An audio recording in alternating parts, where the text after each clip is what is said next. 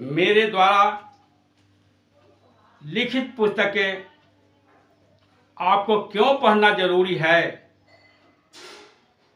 इसी को आज मैं बताने जा रहा हूं। आज मानव समुदाय दुख से त्रस्त है। उसका मन अशांत है। सुख और आनंद कोसों दूर भाग गया है। आज युवा वर्ग भी निराशा और हताशा का शिकार है। लोग आत्महत्या की ओर प्रेरित हो रहे हैं। आखिर इसका कारण क्या है? इसका कारण यही है कि आज युवा वर्ग भी अपने जीवन से निराश है और निराशा की स्थिति में आत्महत्या करने के लिए बाध्य हो जाता है।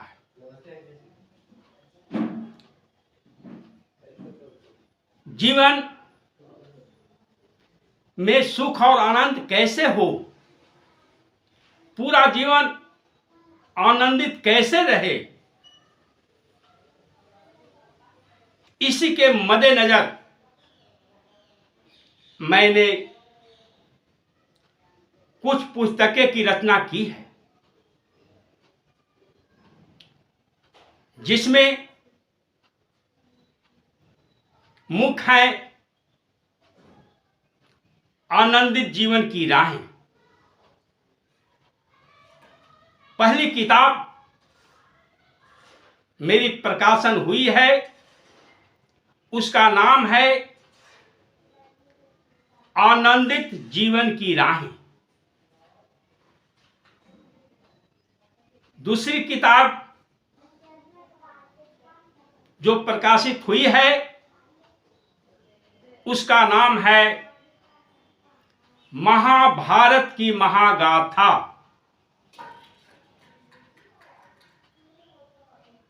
तीसरी किताब है गौतम बुद्ध का प्रेरक उपदेश,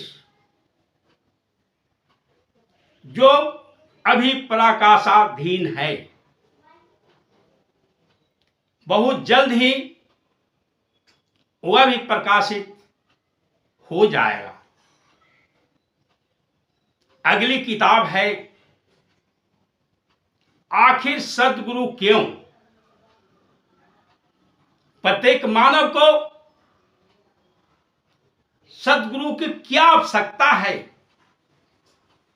इसी के मद्देनजर मैंने यह पुस्तक की रचना की है। आखिर सद्गुरु क्यों, यह भी अभी प्रकाशित नहीं हुई है, लेकिन मुझे उम्मीद है कि बहुत जल्द ही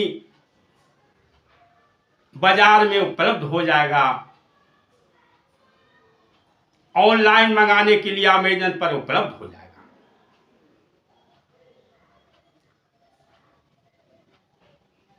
इन सभी पुस्तकों में संत महापुरुषों की वाणी का भी समावेश किया गया है और प्रत्येक आलेख में, प्रत्येक किताब में सरस और सुगम भाषा का प्रयोग किया गया है,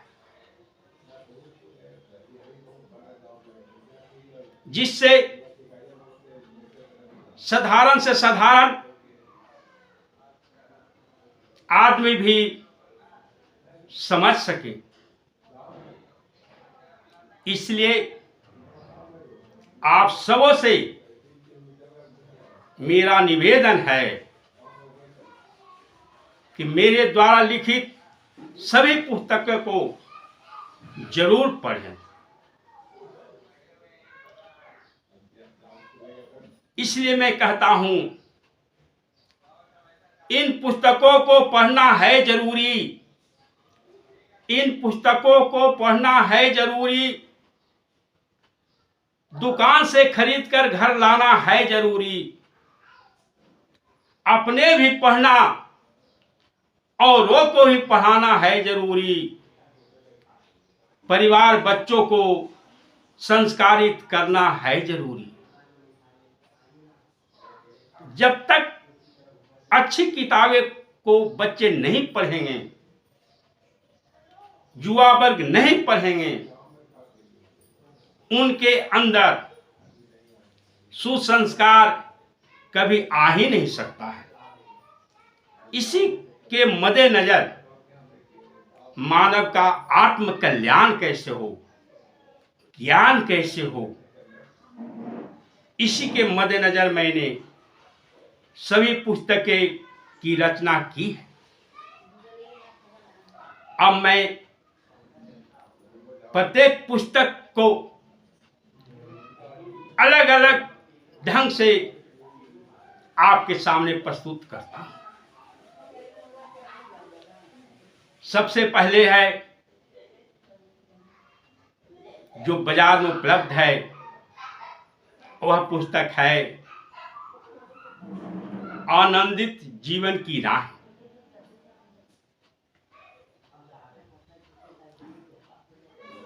इसका कुछ मैं विश्लेषण करता हूं, कुछ अंश को प्रकाशित करता हूं, आपके सामने प्रस्तुत करता हूं। आनंदित जीवन की राह में प्रेम और परमात्मा, अध्यात्म की सार्थकता, कर्म फल, संत की महिमा, आंसू, दृष्टिकोण, आखिर सदगुरु क्यों, सदगुरु की खोज, क्रोध की अग्नि आदि आलेख मुख्य। सबसे पहला आलेख है, वह है प्रेम और परमात्मा। प्रेम के बिना परमात्मा को नहीं पा सकते हैं। आज हर एक व्यक्ति सोचता है कि मैं प्रेम को अच्छी तरह जानता हूं, लेकिन कबीरदास की वह वाणी याद कीजिए, पोथी पढ़ी पढ़ी जग मुआ, पोथी पढ़ी पढ़ी जग मुआ, पंडित भया न कोई, ढाई अक्षर प्रेम का, पढ़े सो पंडित हो। कबीर साहब कहते हैं कि पोथी पढ़ पढ़ लोग मरते जा रहा है, लेकिन प्रेम के रहस्य को नहीं समझ पा रहा है। आखिर प्रेम क्या है? उनका कहना है कि जुग जुग से मरते जा रहा है, महापंडित नहीं हो पा रहा है, प्रेम के रहस्य को नहीं समझ रहा है।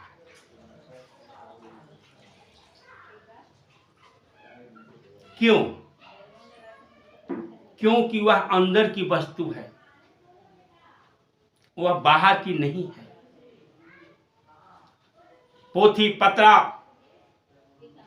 वेद पुराण पढ़ने से कोई विद्वान बन सकता है, महाविद्वान बन सकता है, पर ज्ञानी नहीं बन सकता है। प्रेम के रहस्य को नहीं समझ सकता है। प्रेम के रहस्य को समझने के लिए हृदय की गहराई में जाना होगा, प्रेम के सागर में गोता लगाना होगा, तभी प्रेम के रहस्य को समझ सकते हैं। और प्रेम के द्वारा ही परमात्मा तक पहुंचा जा सकता है, कोई दूसरा रास्ता नहीं है। एक संत किसी गांव में ठहरे हुए थे। उनके पास एक युवक आया और उनसे कहा कि महात्मन, मैं परमात्मा को पाना चाहता हूं, परमात्मा को पाने का कोई उपाय बताइए।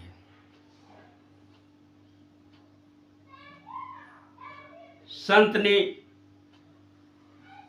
सोचते हुए कहा कि क्या तुम किसी से प्रेम किया है? वह युवक ने कहा, अभी तक मैं किसी से प्रेम नहीं किया, प्रेम की तरफ मुड़ कर देखा भी नहीं। मेरा लक्ष्य है कि परमात्मा को प्राप्त करूं। कुछ देर के बाद संत ने पुनः कहा, क्या सचमुच तुम किसी से प्रेम नहीं किया है? वह युवक ने जवाब दिया, मैं जो कह रहा हूं वह सही कह रहा हूं, अभी तक मैंने किसी से प्रेम नहीं किया। कुछ देर संत चुप हो जाते हैं और थोड़ी देर के बाद उन्होंने पुनः कहा,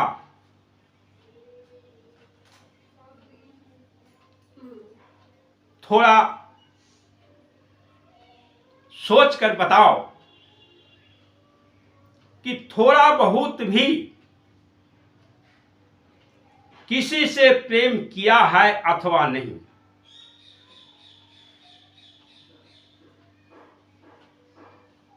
तीसरी बार संत की बात सुनकर वह युवक झला गया, क्रोधित हो गया। वह कहने लगा, मैं तो आपके पास आया था परमात्मा तक पहुंचने का मार्ग जानने के लिए, लेकिन आपने तो मेरे अंदर ही प्रेम के मार्ग खोजने में लग गए।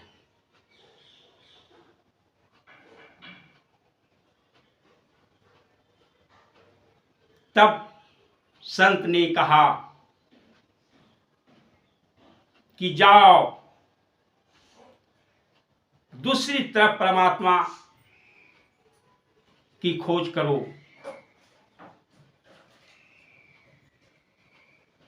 क्योंकि मैं परमात्मा तक पहुंचने का मार्ग तुझे नहीं बता सकता।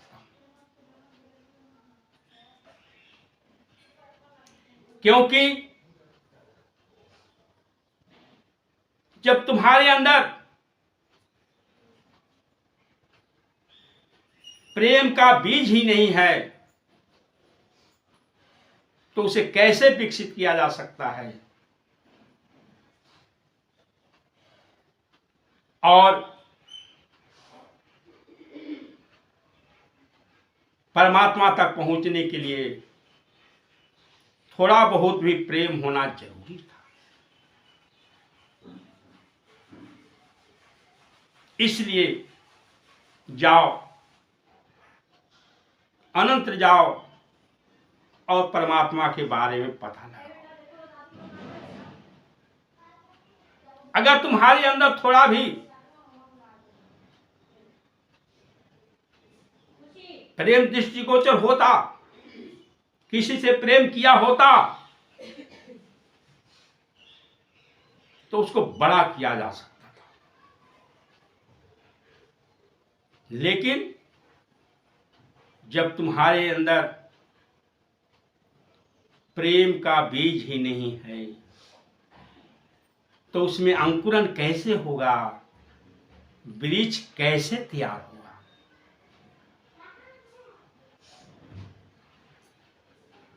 दूसरा आलेख इस पुस्तक में है, अध्यात्म की सार्थकता। पहला था प्रेम और परमात्मा,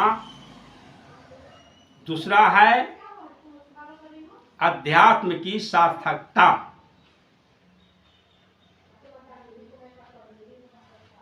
आखिर हमारे जीवन में अध्यात्म का क्या महत्व है? मैं कौन हूं, आत्मा क्या है, परमात्मा कहां है, ये सारे प्रश्न हम सांसारिकता में खोज रहे हैं, संसार में खोज रहे हैं, वहां खोज रहे हैं जहां नहीं है। मिर्ग कस्तूरी को जंगल की झाड़ियों में खोज रहा है, क्या कस्तूरी वहां मिलेगा? क्योंकि जंगल की झाड़ियों में कस्तूरी नहीं है,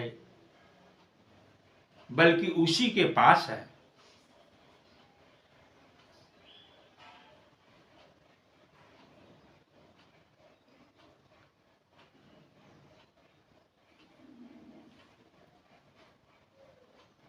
इसी के रहस्य को समझना है।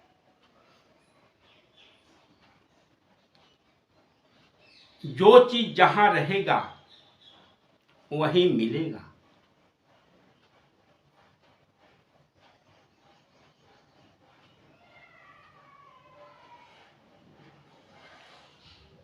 आप दर्पण के सामने खड़ा होते हैं, आपके चेहरे पर दाग धब्बा होता है, उसे तुरंत हटा देते हैं। दर्पण को कुछ कहने की आवश्यकता नहीं पड़ती है। यानी दर्पण के सामने खड़ा होते हैं, आपके चेहरे का दाग दर्पण में दिखाई पड़ता है, तुरंत दाग को हटा देते हैं। दर्पण को कुछ कहने की आवश्यकता नहीं पड़ती है। उसी प्रकार अध्यात्म रूपी दर्पण में आपके अंदर जो विकार है, काम, क्रोध, लोभ, मोह, ईर्ष्या, द्वेष, वह अपने आप दिखाई पड़ जाएगा।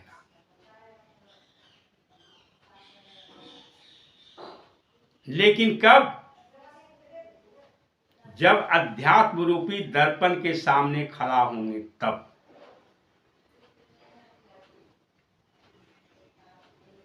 बिना अध्यात्म के, बिना अध्यात्म की गहराई में डुबकी लगाए आपके अंदर का विकार दूर नहीं किया जा सकता, क्योंकि आप अपने विकार को नहीं देख पा रहे हैं।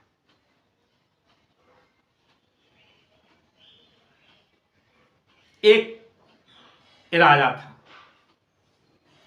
उसके पास एक चित्रकार आया और कहा कि राजन, मैं अच्छा चित्रकार हूं, मैं बहुत अच्छा चित्र बनाता हूं, मुझे चित्र बनाने का मौका दिया जाए।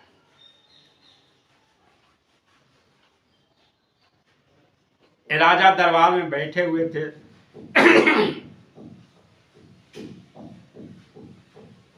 उन्होंने दाएं तरफ की दीवार को इशारा कर बताए कि जाओ इस पर चित्र बनाओ। थोड़ी देर के बाद दूसरा चित्रकार आया और राजा से कहा कि राजन, मुझे भी चित्र बनाने का मौका दिया जाए।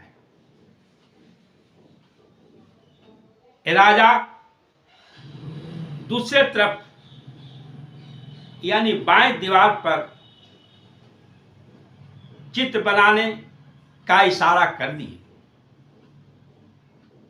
बीच में एक पर्दा लगा दिया गया ताकि एक चित्रकार दूसरे चित्रकार का नकल न कर सके।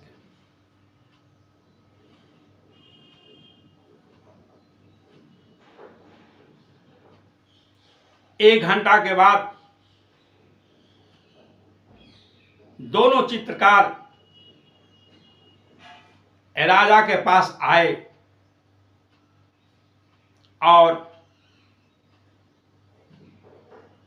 कहा कि राजन, चित्र बनकर तैयार हो गया, तस्वीर बनकर तैयार हो गया, चलकर उसका अवलोकन किया जाए।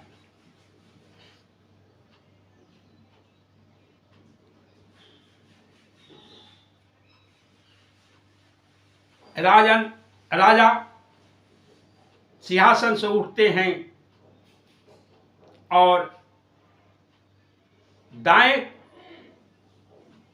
तरफ जो दीवार था उसका अवलोकन करने लगते हैं।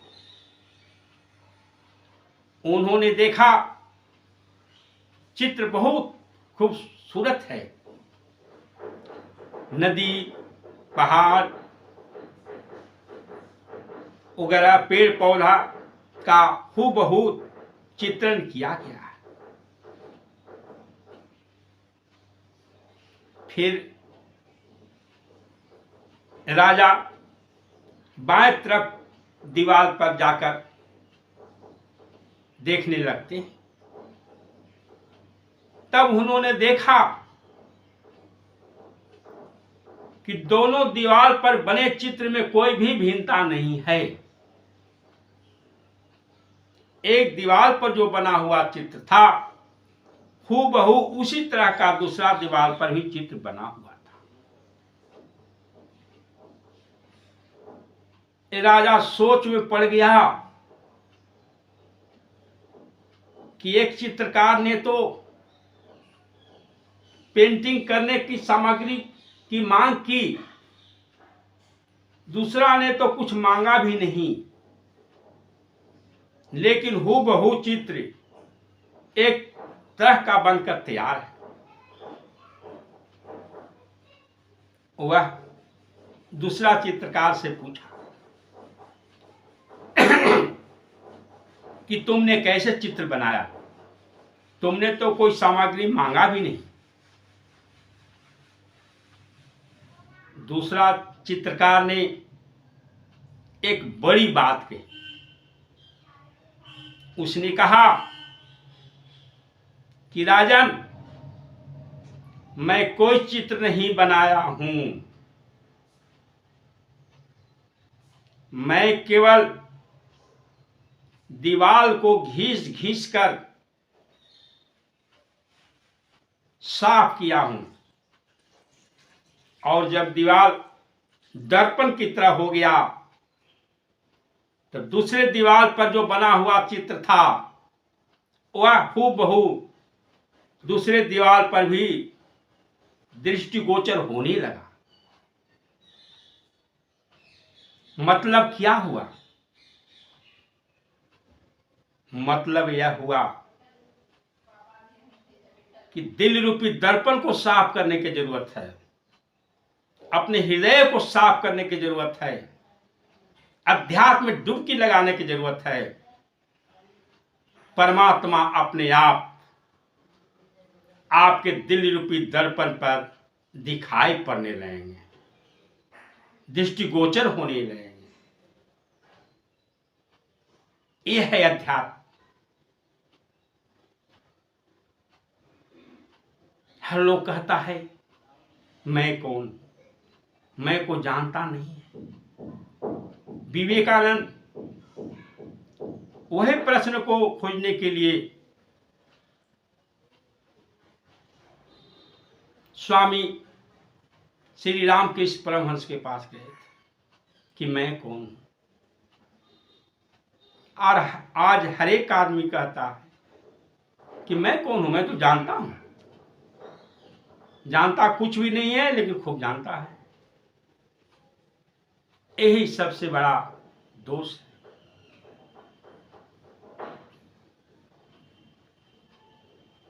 इस पुस्तक में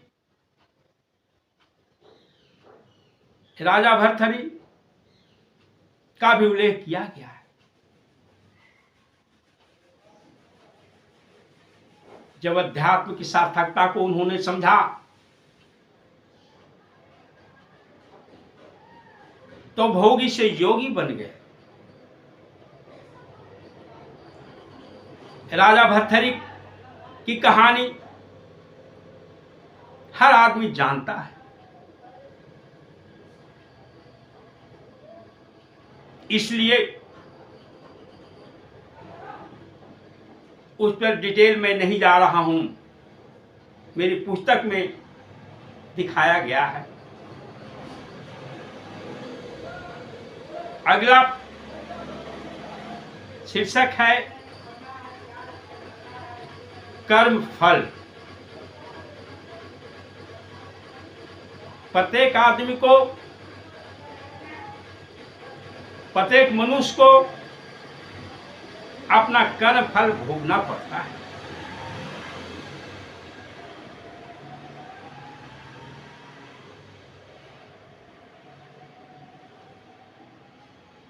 कर्म फल क्या है? एक है कर्म, दूसरा है कर्म फल। कर्म के आधार पर भी कर्म फल निर्धारण होता है।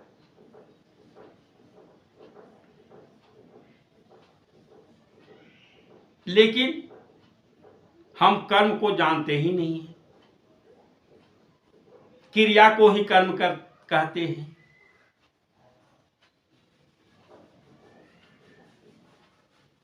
शिक्षक स्कूल में पढ़ाने को ही कर्म समझते हैं,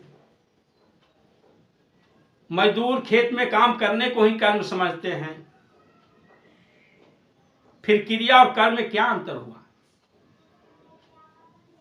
जिसके अंत में नानी ने रहे व्याकरण पढ़ाया जाता है, जिसके अंत में नानी ने रहे वह क्रिया है। पढ़ना, पढ़ाना, टहलना, घूमना सब क्रिया है, न कि कर्म है। तो कर्म क्या है? पहले कर्म को समझना पड़ेगा, तब उसका फल को समझना। एक बार गौतम बुद्ध से उनके एक शिष्य ने कहा कि हे बुद्ध, कर्म क्या है? उन्होंने कहा कर्म क्या है इसको बताने के पहले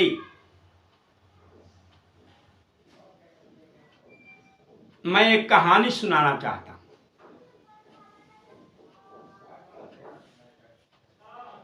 उन्होंने अपने शिष्य से कहानी कहने लगे।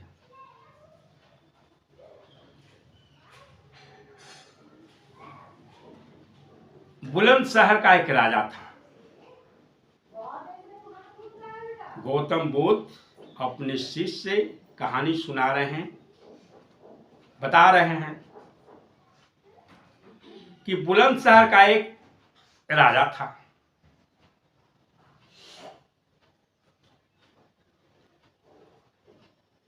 वह देश भ्रमण के लिए निकला। भ्रमण करते हुए उन्होंने एक दुकान के पास रुका और अपने मंत्री से कहा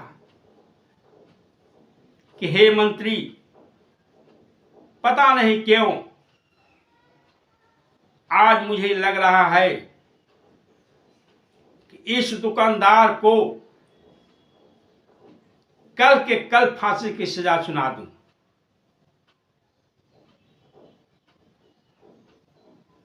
मंत्री कुछ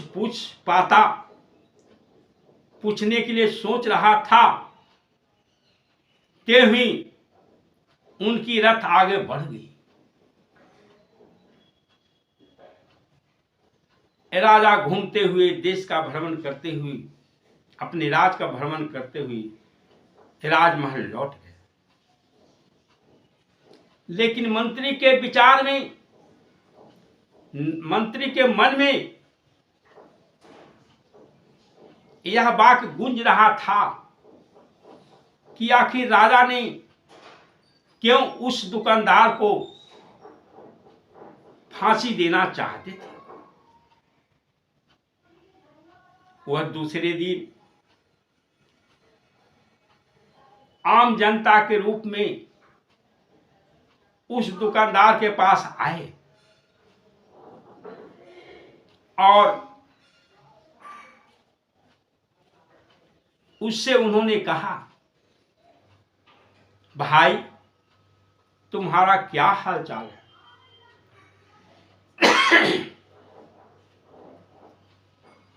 दुकानदार ने कहा, मेरा हाल बहुत बुरा है।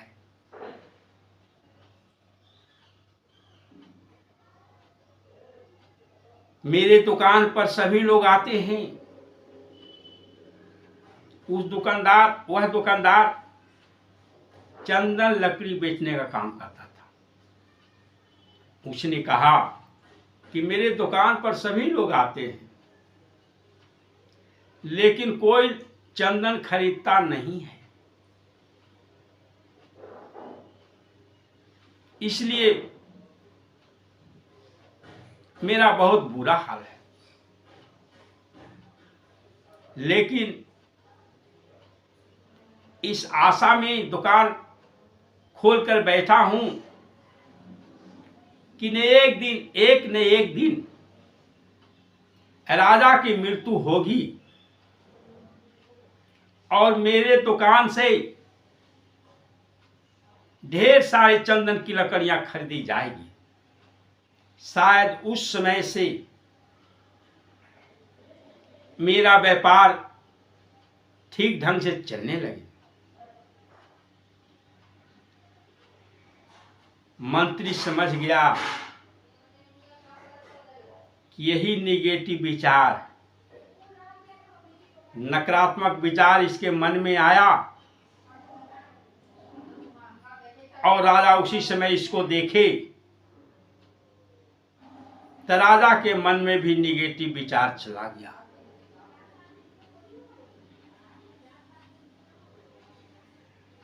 मंत्री बना। आम जनता ने कहा, मंत्री जो थे आम जनता के रूप में आए थे,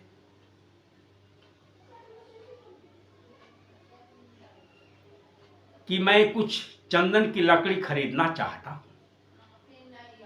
वह बड़ा खुश हुआ कि चलिए थोड़ा बहुत तो आज चंदन की लकड़ी बिकेगा, वो थोड़ा चंदन की लकड़ी खरीद लेते हैं। और दुकानदार उसको ठीक ढंग से पैकिंग करता है और आम जनता के रूप में बना मंत्री को दे देता है। मंत्री ले जाते हैं और राजा को देते हैं। कहते हैं राजन, उस दुकानदार ने आपको चंदन की लकड़ी भेंट किया है। राजा चंदन की लकड़ी हाथ में लेता है, सूंघता है, बहुत अच्छा लगा। वह बड़ा खुश हुआ और कहा कि मैं बेकार में उसके प्रति गलत विचार सोच रहा था, वह तो दुकानदार बहुत अच्छा आदमी है।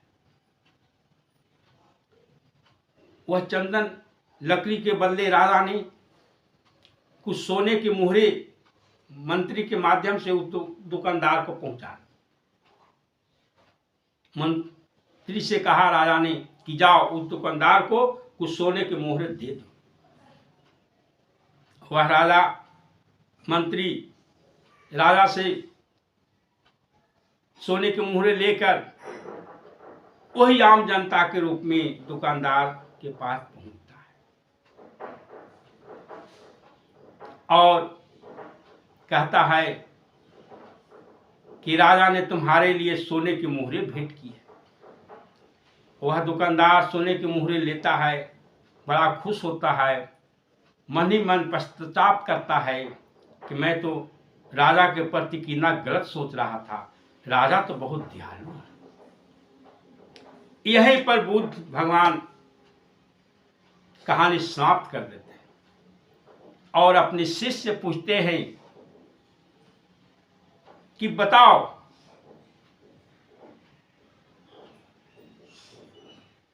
कर्म क्या है।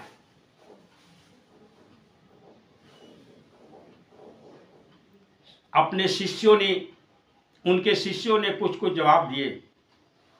फिर उन्होंने कहा कि आपका विचार ही आपका कर्म है।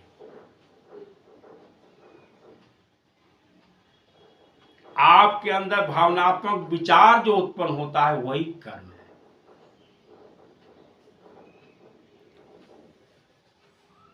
शिक्षक स्कूल में पढ़ाते हैं वह क्रिया है, लेकिन स्टूडेंट के प्रति शिक्षक का भावनात्मक विचार अंदर से जो उत्पन्न होता है वह कर्म है।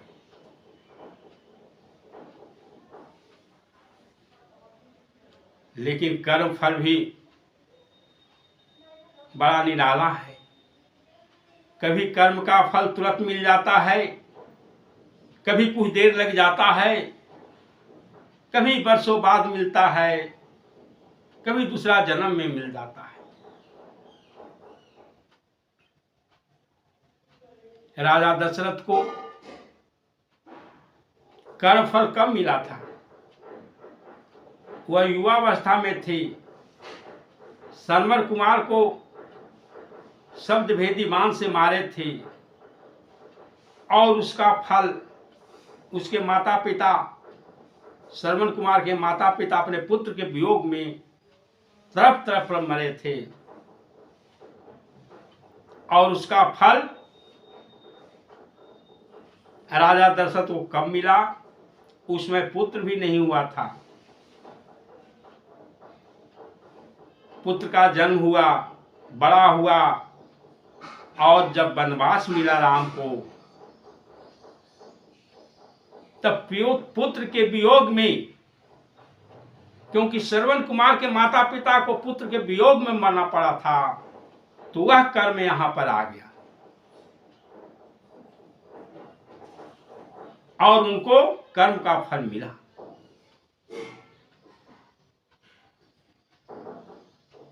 तो कभी तुरंत मिल जाता है, कहीं बहुत देर लग जाता है।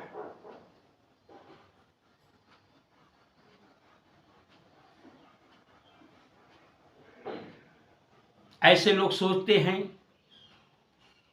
कि हम अच्छा कर्म कर रहे हैं फिर भी दुख भोग रहे हैं।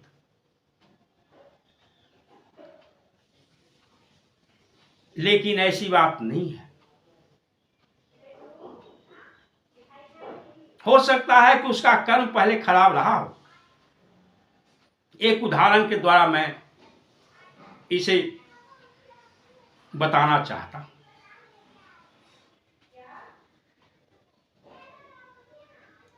एक युवक था, उसको फांसी की सजा हुई।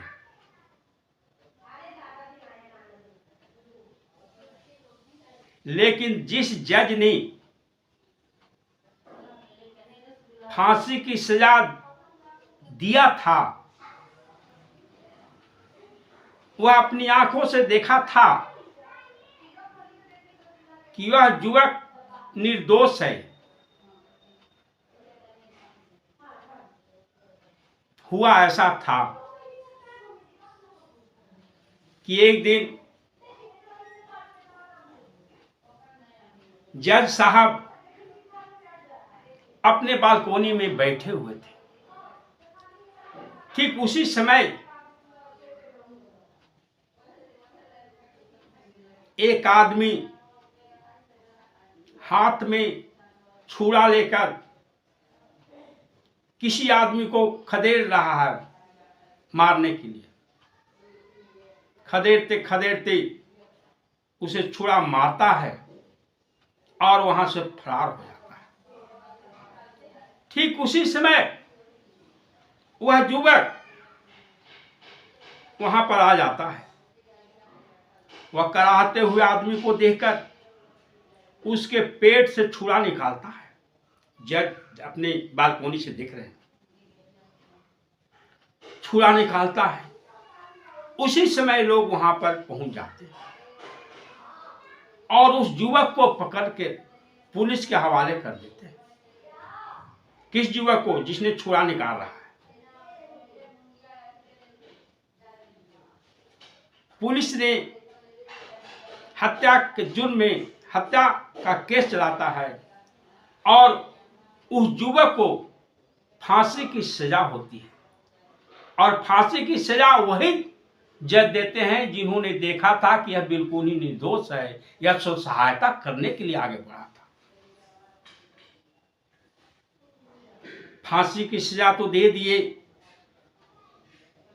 लेकिन उनके मन में एक कसक थी कि आज मैंने एक निर्दोष को फांसी की सजा दी है। वह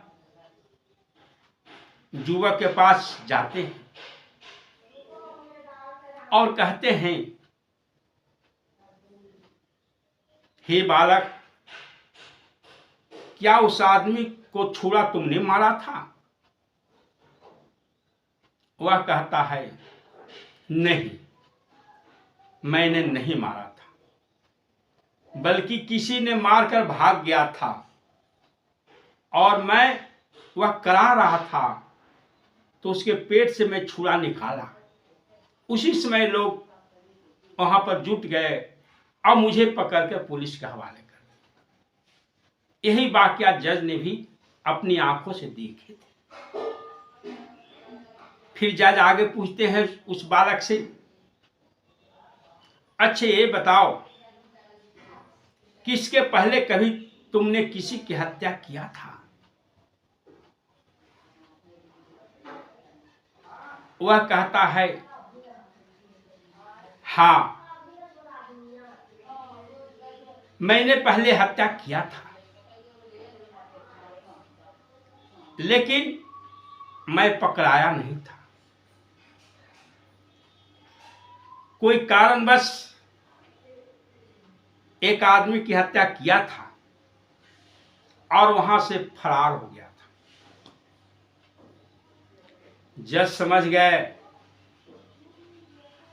कि इसका पूर्व कर्म यहां पर आकर फलीभूत हो गया। जिस हत्या के आरोप में इसको फांसी की सजा दी गई है, उसमें तो यह हत्या नहीं किया था, लेकिन इसका पूर्व का कर्म यहां पर आकर हावी हो गया। बंधुओं, कहने का मतलब यह है कि कर्म का फल आज नहीं तो कल जरूर मिलेगा। लोग पौधा लगाता है, वृक्ष तैयार होता है, 5-10 वर्षों के बाद फल मिलना शुरू होता है। कभी कभी कर्म अगला जन्म में भी मिलता है, जैसा कि महाभारत में बताया गया है। भीष्म पितामह को बानों की शैया पर 18 दिन तक लेटना क्यों पड़ा था?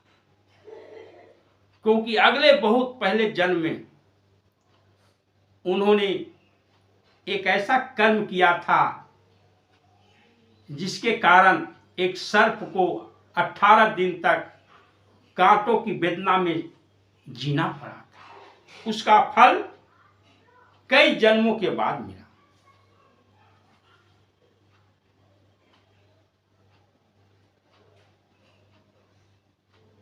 तो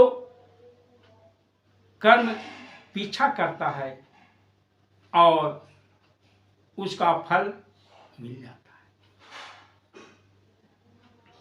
अगला शीर्षक है, आलेख है मेरा आनंदित जीवन की राह में। उसका नाम है संत की महिमा।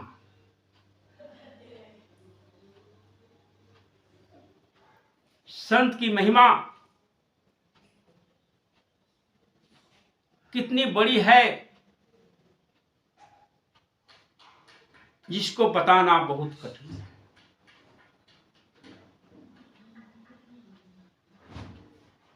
राजा परीक्षित को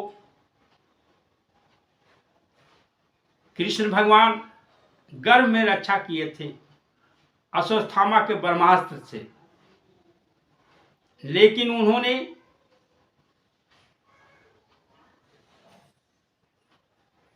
ऋषि की बात को नहीं पलट सके।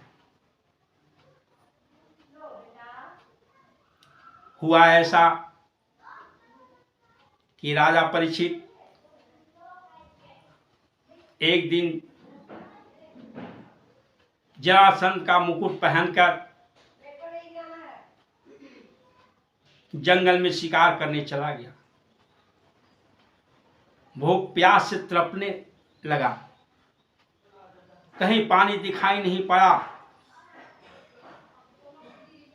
तब देखते हैं कि एक कुटिया है, तब वहां पर पहुंचते हैं। वहां पर सम्यक ऋषि तपस्या में लीन थे। वह पानी मांग रहा है क्योंकि प्यासा है, लेकिन ऋषि तपस्या में लीन है। अब राजा परीक्षित को क्रोध आ गया, क्योंकि जरासंध का मुकुट पहने हुए था, अत्याचारी का मुकुट पहन रखा था, सोना का मुकुट था, उसके माथा पर कली का बास था। वह सोचा राजा कि जानबूझकर ऋषि आज मुझे पानी नहीं पिला रहे हैं। मैं इस देश का राजा हूं, मैं इस एरिया का राजा हूं, और यह अवहेलना कर रहे हैं। उन्होंने अगल बगल से एक सर्प मरा हुआ लाया और उनके गले में पहना दिया। जब उनके पुत्र श्रृंगी ऋषि को मालूम हुआ कि राजा हमारे पिता के गले में सर्प का माला पहना दिया, बहुत क्रोधित हुआ और वहीं से श्राप दे दिया राजा परीक्षित को कि जाओ, आज के 7वें दिन तक्षक नाग तुझे डसेगा और तुम मरेगा। और वही हुआ भी। यहां पर कृष्ण भगवान रक्षा नहीं कर पाए, जबकि गर्भ में रक्षा किए थे अश्वत्थामा के ब्रह्मास्त्र से, क्योंकि ऋषि की वाणी काट है। और चूंकि वह राजा धर्मात्मा था, लेकिन कली के पास के कारण वैसा संत का उनके हाथों अपमान हो गया, अनादर हो गया। संत अनादर कर फल ऐसा भोग्य कोटि नरक तुझे। संत का अनादर नहीं करना चाहिए था। वह खुद एहसास किए, लेकिन अब तो हो गया था। फिर उनको बचाने के लिए वेद व्यास के पुत्र सुखदेव ऋषि को आना पड़ा, यानी उसका कल्याण भी ऋषि किया। तो जरा सोचिए कि संत की महिमा कितनी है। फिर अगला थोड़ा थोड़ा बताते जा रहे हैं, उसका झलक दिखा रहे हैं प्रत्येक शीर्षक का। आंसू,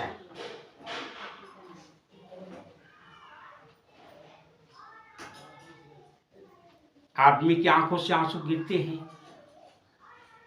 उसका लोग वैल्यू नहीं देता है, लेकिन अनमोल है, अनमोल रत्न। एक बालक को बताया गया, ये आंसू शीर्षक में बता रहा हूं। एक बालक को बताया गया कि पहाड़ी की तलहटी में एक मंदिर है, जिसमें सूर्यास्त के पहले भगवान का दर्शन होता है। वहां पर भगवान प्रकट होते हैं। वह बालक दौड़ते हुए वहां पहुंचता है, सीढ़ियां चढ़ता है, तब तक सूर्यास्त हो जाता है। मंदिर का पुजारी दरवाजा बंद कर देता है। वह बालक पुजारी से कहता है कि हे बाबा, मुझे परमात्मा का दर्शन करना है, इसलिए मंदिर का दरवाजा खोल दीजिए।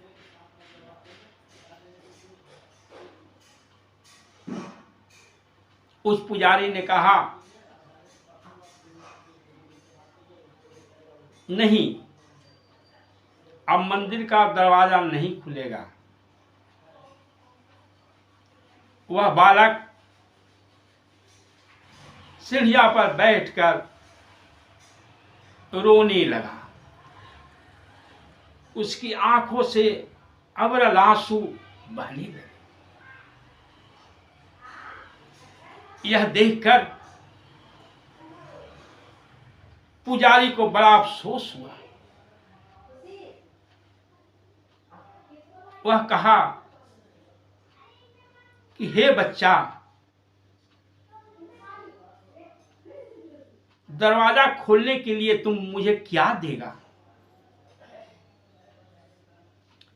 उस बालक ने कहा,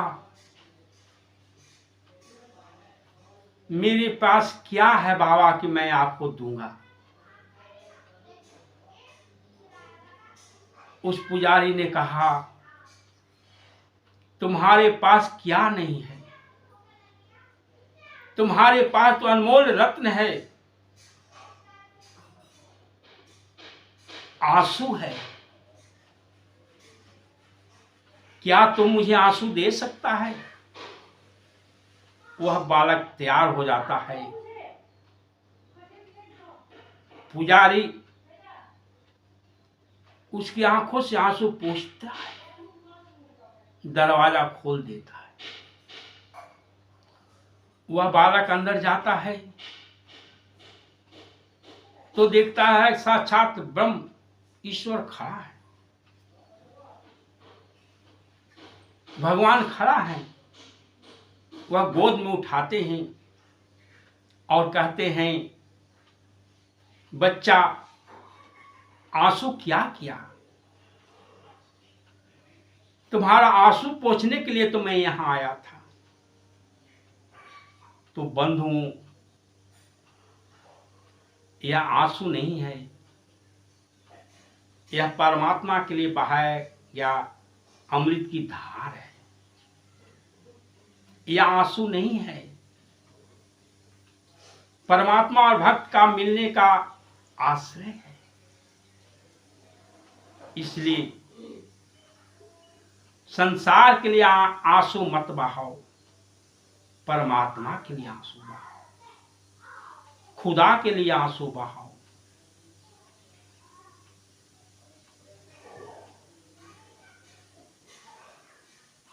इसके आगे है, इसमें और बहुत मैं बताना चाहता था, लेकिन समय का अभाव है। इसके बाद दूसरी पुस्तक का भी थोड़ा विवेचन मैं करना चाहता हूं। दृष्टिकोण एक शीर्षक है इस पुस्तक में, जिसका नाम है दृष्टिकोण।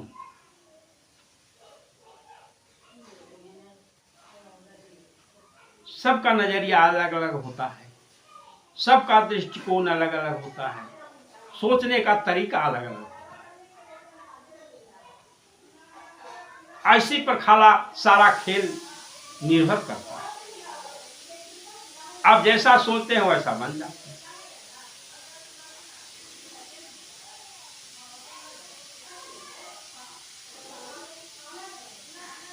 दुख सुख, नकारात्मक सोच, सकारात्मक सोच अपना दृष्टिकोण पर ही निर्भर करता है।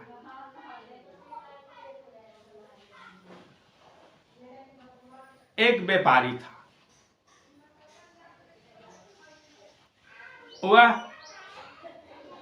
कपड़ा का व्यापार करता था। एक देश से दूसरे देश में कपड़ा भेजता था। एक बार कपड़ा भेजने में उसे 10 लाख का प्रॉफिट होता था, लेकिन एक बार 5 लाख का प्रॉफिट हुआ। 10 लाख की जगह पर 5 लाख का प्रॉफिट हुआ। वह काफी चिंता करने लगा। अपने दरवाजे पर बैठकर सोचने लगा कि मुझे 5 लाख का घाटा। वह चिंता में डूबा हुआ था। उसी रास्ते से एक संत जा रहे थे। उसको देखकर संत ने कहा, सेठ जी, आप उदास क्यों बैठे हुए हैं?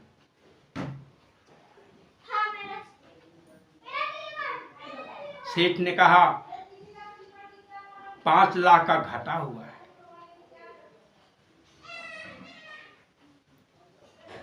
उधर से सेठानी जी आती हैं और कहती है कि बाबा अंदर चलिए, बैठिए। वो अंदर बैठते हैं, देखते हैं कि घी के हलवा बन रहे, घी का हलवा बन रहा है। सेठानी जी कहती हैं कि पड़ोसियों को खिलाने के लिए आज मैं घी का हलवा बना रही हूं।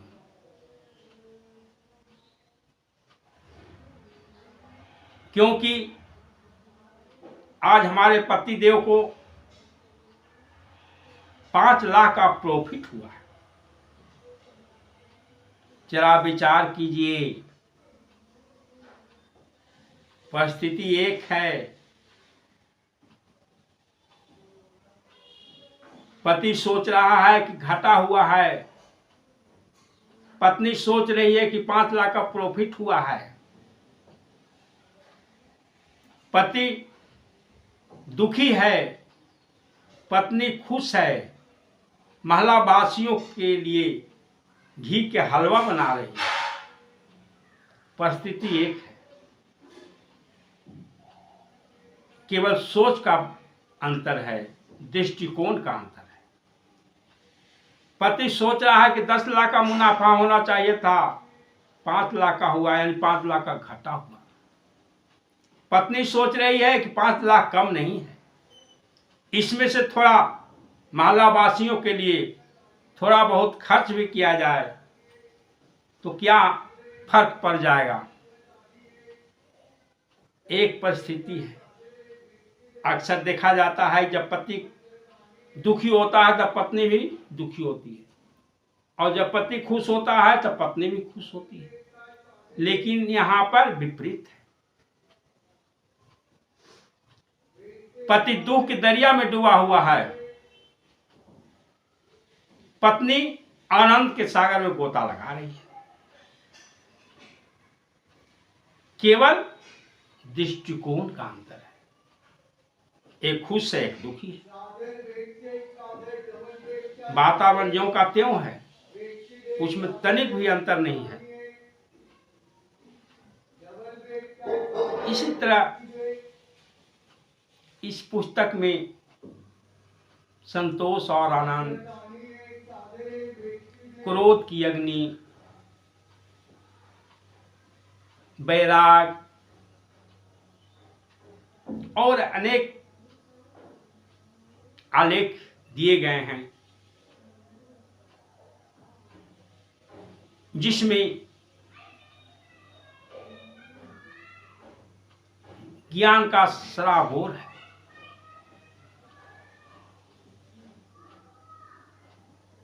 आपके जीवन में